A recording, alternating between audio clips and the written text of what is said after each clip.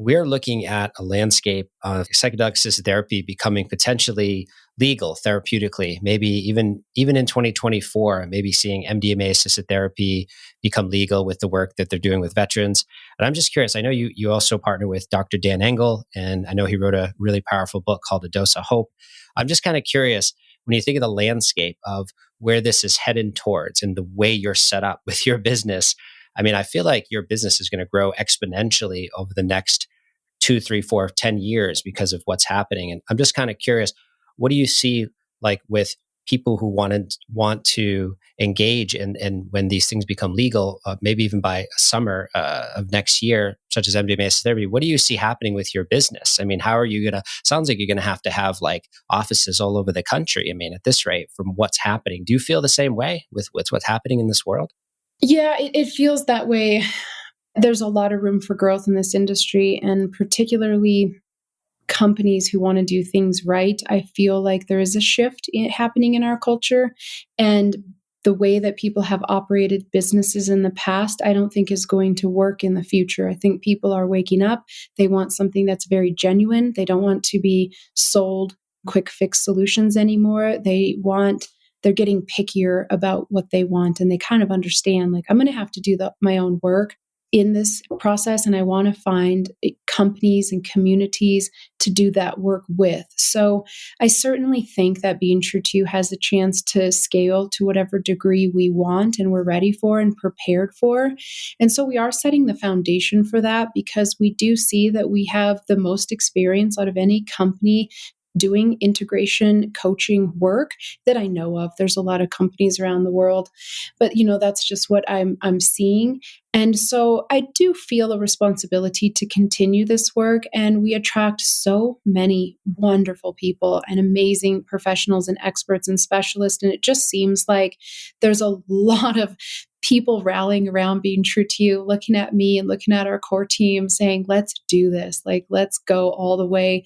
So I feel unattached to it, and it's an honor to be able to serve, and we'll go as far as we can. It's hard to say what will happen in the industry. I've talked to a lot of people and no one knows quite for sure. Many people do believe that there's going to be some new permissions granted federally, such as MDMA therapy, maybe even psilocybin therapy. If these are federally granted, there is going to be psychedelic clinics opening everywhere. If I had to take a guess, I would say that's what the ketamine clinics are. And that's where our focus is right now, because that's where the business is. That's where the people are going. It's legal. We've worked with tons of indigenous and international clinics, and it's hard to get really good traction with these clinics that are kind of opening and closing and moving around and just really casual in how they run business. And the ketamine clinics are just great. I mean, these are people that know how to run businesses. These are people that are really passionate. They're leaving their professional career. They're opening ketamine centers. There's thousands of them opening around the country. So right now we're doing before and after care for ketamine clinics. And if I had to guess, those clinics are going to transform into psychedelic clinics. And so it's actually quite nice, because I used to think back in the day, like, how is it going to happen if all of these psychedelics get legalized in the United States? Like, there's no infrastructure. And so what I'm seeing is like the foundation being laid through the ketamine clinics and maybe through pain clinics, cannabis clinics, different transformational tools and wellness clinics, spas. There's all kinds of wellness clinics opening around the country. And so I think if and when these permissions are granted, a lot of them are going to start to incorporate MDMA and psilocybin therapy into their model, because it works. And if you've coached people and you've worked with people that are doing psychedelics and not doing psychedelics, you see how easy it is to like pull those walls down and how quickly you can get results with people. So these clinics are really going to like it. There is a chance too that something could happen and federally they're just like, nope. And so we're kind of set up either way. We're set up to support the psychedelic movement. Our main focus is integration and transformation. We are not advocates of psychedelics. I mean, a lot of the team members are, but like we as a company, we're not advocating for psychedelics. We're not advocating for decrim. We're not advocating for legalization. We're very indifferent on how things unfold. Our focus is integration and transformation of the true self. That's really like what I care about, is helping people get back to their true self. I think that there's pros and cons of legalization. Like I definitely see there could be some issues with legalization. Like if big pharma comes in, we know what they're going to do. They're already doing it. And so they really turn it into a happy pill, a maintenance drug that they can sell and get people hooked on and dependent on with no integration.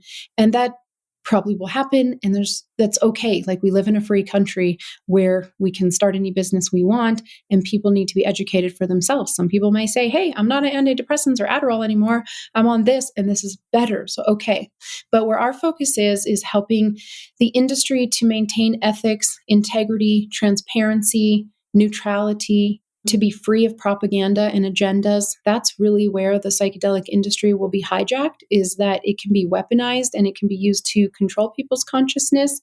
And so we believe that if we train a bunch of integration coaches all around the world in a compassionate model that's very neutral, that we can help work with clients, but maintain a position that's like, hey, you think for yourself. We're not spiritual teachers. We're not going to get into politics. We're not going to in any way try to reprogram how people think. And I think that's a big motive in the psychedelic industry, is reprogram people's minds and change the way that they think. And we're very opposite. We're like, no. Don't influence or manipulate how people think. Help them think for themselves. Help them choose for themselves. Help them find this autonomy. So I feel, I guess, a calling and a responsibility to continue the work that we're doing. People really like it. Everyone that we bring people in from all demographics, all different walks of life, different cultures, different worldviews, different political views, and everyone likes our program because we're very neutral. We are centered on a moral compass. And so we do believe in right and wrong. And we do believe in like having good discernment, but we also like let people think for themselves. And so, yes, I think that the psychedelic industry is probably going to go. Yes, I think that our company has that potential to grow. And we're just grateful and honored to be a part of it to whatever extent that we can and to share what we've learned. And it's like some of those tenets, like psychedelics can wake people up and psychedelics can put people to sleep. I mean, really, they can. You can use psychedelics as mind control, or you can use psychedelics in a sovereign way. And I think that our whole model is set up to protect the sovereignty, the autonomy, like I said, the ethics, the compassion, the neutrality of it, so we can really protect the individual nature of our human experience and really allow people to continue to have freedoms to choose for themselves.